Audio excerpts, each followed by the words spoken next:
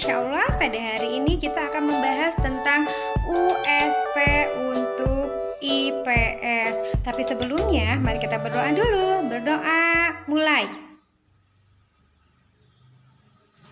Berdoa selesai. Yuk anak-anak, kita simak paparan IPS Review USP. Ilmu pengetahuan sosial. Masihkah kalian ingat anak-anak tentang letak geografis Indonesia?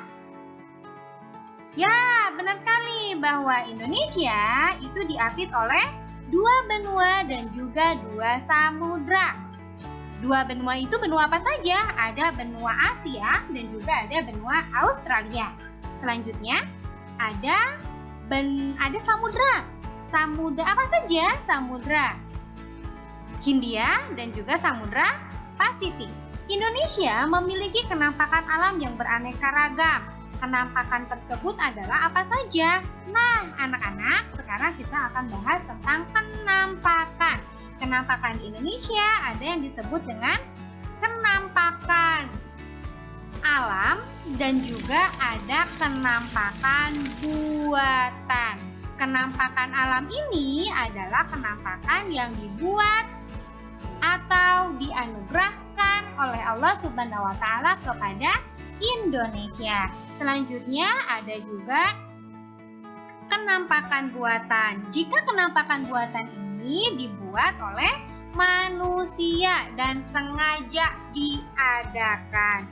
Kenampakan alam itu diantaranya apa saja? Ada sungai, ada laut, ada pantai, danau, gunung, dataran tinggi, dataran rendah, ya. Nah, itu disebut dengan kenampakan alam. Kenampakan buatan itu apa saja? Kenampakan buatan itu adalah bendungan, waduk, perkebunan, pemukiman, dan kebun binatang. Nah, anak-anak, masihkah kalian ingat tentang sungai yang waktu kita sekolah Ambu Slideshow ada sungai di Banjarmasin? Ya, sungai di Banjarmasin ini atau di Kalimantan ini ada Sungai Terapung yang di sana banyak sekali pedagang-pedagang.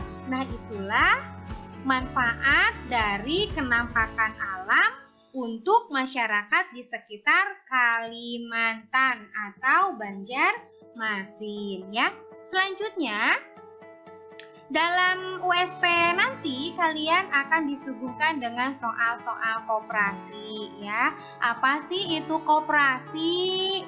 Aku hanya ingin mengingatkan saja bahwa koperasi itu adalah suatu badan usaha dengan asas kekeluargaan untuk kepentingan bersama. Jenis-jenis koperasi itu ada berapa? Ada 5 ya anak-anak ya. Yang pertama ada koperasi konsumsi, ada koperasi produksi, ada koperasi simpan pinjam, kemudian lagi ada koperasi jasa, ada koperasi serba usaha, ya. Kalian ingat bahwa koperasi inilah yang menjadikan soko perekonomian Indonesia.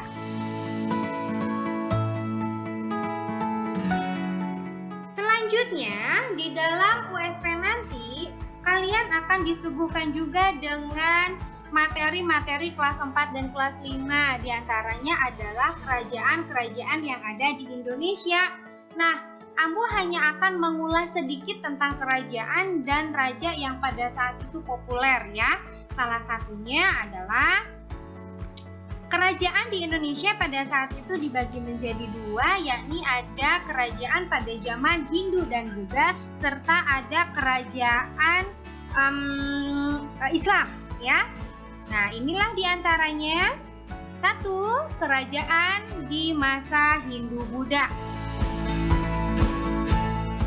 Di antaranya yaitu 1. Kerajaan Kutai yang pertama. Nama rajanya adalah Mulawarman. Kemudian lagi ada Kerajaan Tarumanegara dengan rajanya Purnawarman. Ada Sriwijaya dengan rajanya Bapa Putra Dewa. Kemudian lagi ada Kerajaan Mataram dengan Raja Samaratungga. Ada lagi Kerajaan Kediri dengan nama Raja Kertajaya. Ada Kerajaan Singosari dengan nama rajanya Ken Arok, dan juga ada Kerajaan Majapahit yang terkenal rajanya pada saat itu adalah Hayam Wuruk. Dan Hayam Wuruk ini mempunyai patih. Patihnya yakni Gajah Mada. Patih Gajah Mada ini terkenal dengan sumpahnya, yakni Sumpah Palapa, yang artinya ingin mempersatukan Nusantara.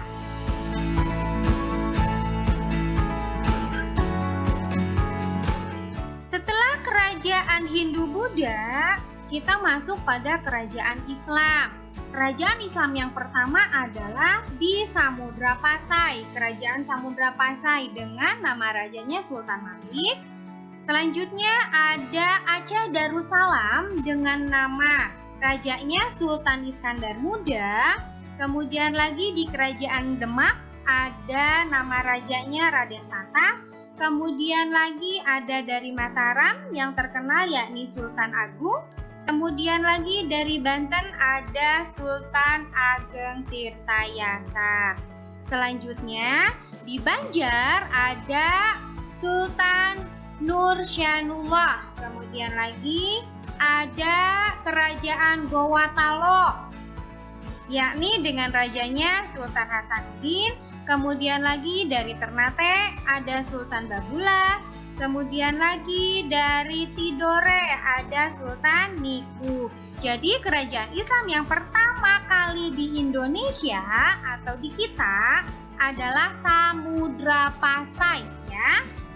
Oke, selanjutnya setelah itu Ambu akan mengulang kembali tentang ASEAN, karena di dalam WSP nanti kalian akan dihadapkan dengan soal-soal tentang ASEAN. Apa sih ASEAN itu? ASEAN adalah Association of Southeast Asian Nations, ya, atau disingkat dengan ASEAN. Dalam bahasa Indonesia, ASEAN disingkat Perbara, yakni Persatuan Bangsa-Bangsa Asia Tenggara. ASEAN ini awalnya didirikan oleh 5 negara, ya, dan didirikannya di Bangkok pada tanggal 8 Agustus 1967, dan sekarang anggotanya sudah mencapai 10 negara. Nah, inilah nama-nama perintis dari ASEAN. Di antaranya adalah Adam Malik, yakni dari Indonesia. Kemudian ada Abdur Rojak dari Malaysia. Kemudian lagi ada Narcisco Ramos, ini dari Filipina. Kemudian ada S. Rajaratnam, ini dari Singapura. Dan Tanat Homan, ini dari Thailand. Betul sekali. Kalian sudah paham kan tentang ASEAN? Bahkan pada saat itu Ambu juga sudah menerangkan tentang beberapa kerjasama ASEAN. Di antaranya kalau di bidang pendidikan ada SEAMO, di ekonomi itu ada AFTA, kemudian ada MEA, kemudian dari politik ada berbagai hal tentang keamanan dan juga tentang ekstradisi, ya. Aku hanya mengingatkan sekilas saja. Ya, selanjutnya kalian di dalam USP nanti harus menjelaskan tentang bagaimana sejarah singkat dari kemerdekaan Indonesia. Ya, kalian tahu kan sejarah singkatnya seperti apa? Baiklah, Ambo hanya ingin mengingatkan, kita lihat per bagian-bagiannya. Kita lihat foto-foto pada zaman sejarah singkat kemerdekaan. Yang pertama adalah ada gambar bom. pada tanggal 6 Agustus 1945,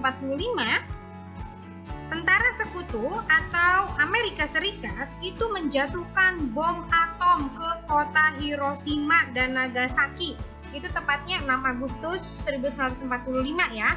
Dan setelah itu, para pemuda-pemuda yang tergabung dalam BPUPKI menyingkat, merapihkan kembali organisasinya menjadi PPKI, yakni Panitia Persiapan Kemerdekaan Indonesia pada tanggal 7 Agustus 1945. Nah, setelah itu pada tanggal 15 Agustus 1945 Jepang menyerah tanpa syarat kepada Sekutu, dan inilah gambar penandatanganannya ya. Nah, setelah ini para pemuda-pemuda yang termasuk golongan muda mendesak golongan tua untuk segera memproklamasikan kemerdekaan Indonesia. Golongan tua itu siapa? Golongan tua itu adalah Insinyur Soekarno dan Muhammad Hatta, serta ada Ahmad Subarjo ya. Nah, mereka didesak oleh golongan-golongan muda untuk memproklamasikan kemerdekaan Indonesia secepatnya. Maka para pemuda tersebut membawa Insinyur Soekarno dan Muhammad Hatta ke Rengas Dengklok ya. Setelah itu, karena desakan yang sangat kuat dari para golongan muda, maka Insinyur Soekarno dan Muhammad Hatta menyusun naskah proklamasi. Menyusun naskah proklamasi ini dilaksanakan di rumah Laksamana Muda Maeda ya. Nah, di sana Insinyur Soekarno dan Muhammad Hatta membuat list atau konteks atau konten untuk naskah proklamasi ya. Kemudian lagi diketiklah naskah proklamasi itu oleh Sayuti Melik ya. Kemudian naskah aslinya itu dibawa dan diambil oleh BM Diah dan selanjutnya disebarluaskan ke seluruh kota yang ada di Jawa pada saat itu, kemudian disebarluaskan ke seluruh Indonesia. Nah, pembacaan proklamasi kemerdekaan Indonesia tepatnya yakni pada tanggal 17 Agustus 1945 pada pukul 10 di rumah kediaman Insinyur Soekarno, yakni di Jalan Pegangsaan Timur nomor 56 Jakarta. Dan pengibaran bendera merah putih pun berkibar dengan megah di sana, disertai dengan lagu kebangsaan Indonesia Raya. Dan pengibaran bendera merah putih ini dikibarkan oleh Suhud dan juga Latif ya. Kemudian lagi Indonesia Raya itu diciptakan oleh W.R. Supratman ya. Setelah itu Indonesia gegap gempita menyambut kemerdekaan Indonesia setelah Bung Karno memproklamirkan kemerdekaannya. Nah, inilah orang-orang yang ada pada saat proklamasi kemerdekaan. Oke. Nah, ini adalah Latif yang mengibarkan bendera. Ini juga Suhud yang mengibarkan bendera. Kemudian lagi ini adalah Ibu Fatmawati, beliau yang membuat bendera merah putih. Kemudian lagi ini adalah Sayuti Melik yang mengetik naskah proklamasi dan yang menyebarkan adalah DM Diah. Kemudian lagi sang proklamator kita adalah Insinyur Soekarno dan Muhammad Hatta. Ya, nah itulah sejarah singkat kemerdekaan Indonesia. Selanjutnya, kalian juga pasti sudah pada paham ya. Setelah ada sejarah singkat kemerdekaan, maka Indonesia itu tidak hanya berhenti sampai di situ perjuangannya.